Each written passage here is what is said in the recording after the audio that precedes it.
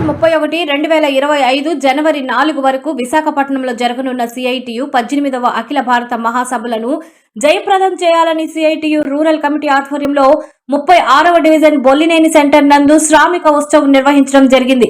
ఈ సందర్భంగా మాజీ డిప్యూటీ మేయర్ మాదాల వెంకటేశ్వర్లు మాట్లాడుతూ పోరాడి సాధించుకున్న కార్మిక చట్టాలను బీజేపీ ప్రభుత్వం హరిస్తూ 4 లేబర్ కోడ్స్ తీసుకొచ్చి పారిశ్రామికవేత్తలకు పెట్టుబడిదారులకు అనుకూలంగా మార్చుతుందన్నారు.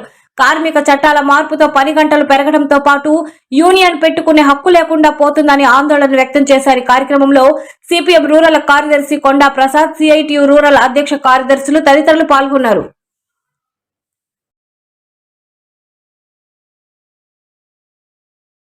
మన భారతదేశం మొత్తం మీద కూడా సిఐటియు 18వ ఆల్ ఇండియా మహాసభలు విశాఖపట్నంలో జరుగుతూ ఉన్నాయి. ఆ యొక్క కార్యక్రమాన్ని పురస్కరించుకొని ఈరోజు శ్రామిక ఉత్సవం బొల్లినేని సెంటర్ 36వ డివిజన్లో అంబేద్కర్ నగర్ నందు ఈ యొక్క ఉత్సవ కార్యక్రమాలని నిర్వహిస్తూ ఉన్నాం. సిఐటియు రూరల్ కమిటీ ఆధ్వర్యంలో ఈరోజు భారతదేశ ప్రభుత్వం మొత్తం మోడీ ప్రభుత్వం కానీ అదేవిధంగా ఈ యొక్క రాష్ట్ర కూటమి ప్రభుత్వం కానీ కార్మిక చట్టాలన్నీ కూడా 44 కార్మిక చట్టాలని 3 కోడ్లుగా మార్చి కార్మికుల యొక్క స్థితిగతుల మీద తీవ్రమైనటువంటి దెబ్బ కొట్టడం జరిగింది. అంతేకాదు పెట్టుబడిదారులకు మొత్తం కూడా భారతదేశం మొత్తం మీద కూడా యావత్తు పెట్టుబడినంతా కూడా దోసిపెట్టి లక్షల కోట్ల రూపాయలు వాళ్ళ యొక్క బ్యాంక్ రుణమాఫీలు మాఫీ చేయడం కూడా జరిగింది. ఈరోజు సామాన్యమైనటువంటి ప్రజలు బతకాలన్నా కార్మికులు బతకాలన్నా ఈరోజు ఒక పక్క ఉపాధి లేక పనులు లేక కనీస వేతనం 26,000 రూపాయలు సుప్రీంకోర్టు నిర్ణయించిన దాని ప్రకారం ఈ ప్రభుత్వాలు అమలు చేయక ఈరోజు కార్మికులు బతికే పరిస్థితి లేదు. కాబట్టి ఇటువంటి తరుణంలో విశాఖపట్నంలో జరిగేటువంటి ఈ ఆల్ ఇండియా మహాసభల్ని కార్మికులకి ఉత్తేజమైనటువంటి వాతావరణాన్ని ఇస్తూ ఈ యొక్క చర్చలన్నీ కూడా ప్రజలకి కార్మికులకి ఉపయోగపడే విధంగా నాయకత్వం ఎన్నుకొని రాబోయే రోజుల్లో అటువంటి పోరాటాలు ముందు ఉండి చేస్తారని చెప్పి సందర్భంగా సిఐటియుగా మేము తెలియజేస్తాం. సిఐటియు అఖిల భారత మహాసభలు ఈ నెల 31 నుంచి జనవరి 4వ తేదీ వరకు విశాఖపట్నంలో జరుగుతున్నాయి. ఆ యొక్క మహాసభల సందర్భంగా ఇక్కడ నెల్లూరు రూరల్ సిఐటియు కమిటీ ఆధ్వర్యంలో శ్రామికోత్సవ కార్యక్రమాలని ఈరోజు ఇక్కడ ప్రారంభించడం జరిగింది. ఈ సందర్భంగా దేశవ్యాప్తంగా కూడా కార్మిక వర్గం ఎదుర్కొంటూ ఉండే సమస్యల్ని పరిష్కారం చేసే దిశగా సిఐటియు నిర్వహించే పోరాటాన్ని కొనసాగించే దిశగా జరగబోయే మహాసభల్ని జయప్రదం చేయవలసిందిగా ప్రజలందరికీ కూడా విజ్ఞప్తి చేస్తున్నాం.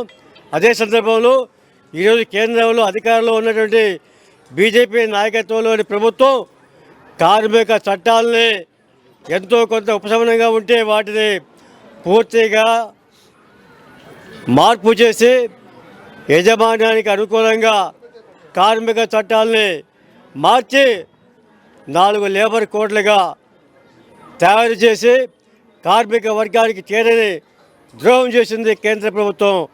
ఆ కేంద్ర ప్రభుత్వం యొక్క విధానాన్ని మన రాష్ట్రంలో ఉన్నటువంటి కూటమి ప్రభుత్వం అమలు చేస్తుంది. అందులో భాగంగానే అనేక సంవత్సరాలుగా కార్మిక వర్గం పోరాడి సాధించుకున్న రోజుకి 8 గంటల పని విధానాన్ని మార్పు చేసి ఎన్ని గంటలైనా పని చేయించుకోవచ్చు అనే పాయింట్ తోటి 8 గంటలది కాస్త 13 గంటలు 16 గంటల దాకా పని చేయించుకోవచ్చు.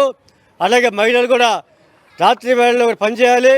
ఈ విధంగా చట్టాలకు సంబంధించిన వరకు కార్మికులకి అనుకూలంగా కాకుండా కార్మికులకి వ్యతిరేకంగా చేయడం మాత్రమే కాకుండా ప్రభుత్వ రంగ సంస్థలన్నింటినీ కూడా ప్రైవేటీకరణ చేస్తూ ఉంది.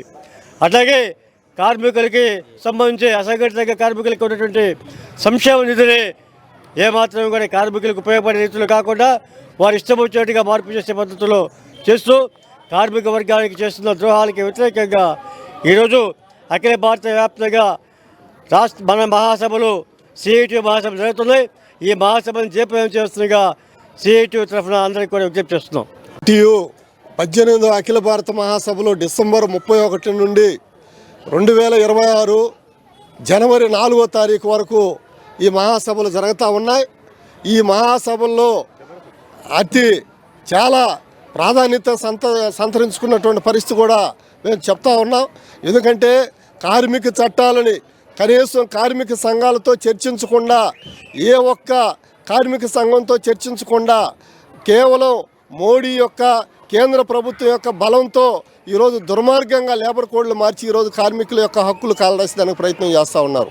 ఇదే కాకుండా ఉపాధి హామీ చట్టాన్ని కూడా ఒక 4-5 రోజుల క్రితం ఉపాధి హామీ చట్టాన్ని కూడా నీరుగార్చే విధంగా రాష్ట్రాల మీద భారాలు మోపే విధంగా చట్టం తీసుకొచ్చారు.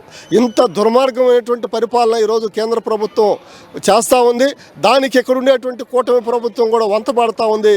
కాబట్టి కార్మికుల యొక్క హక్కులు కాపాడుకునే దానికోసం జనవరి 4వ తారీఖున విశాఖపట్నంలో జరిగేటువంటి లక్షలాది మంది బహిరంగ సభ, ఆ ర్యాలీ కేంద్ర ప్రభుత్వానికి ఒక చెంపపెట్టులాగా నిర్వహించబోతా ఉన్నాం.